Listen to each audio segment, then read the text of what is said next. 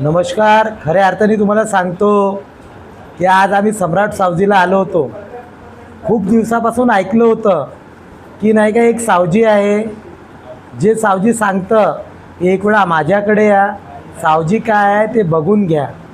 आज आम्ही तुमच्याकडे आल्यानंतर माहीत पडलं की या ठिकाणी चिकन, मटन, सुंदरी, झिंगा काही पण खा.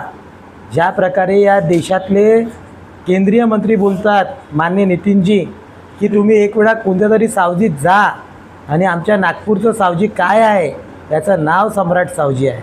खूप उत्तम तुमचं या ठिकाणी प्रभुवंत आहे, तुमचं सावजी आहे, तुमचं जेवण आहे. खऱ्या अर्थाने एवढं चांगलं वाटलं. मी माझ्या मित्रांना म्हटलं की एकदा तरी नाही का सम्राट सावजीमध्ये जायचं आहे.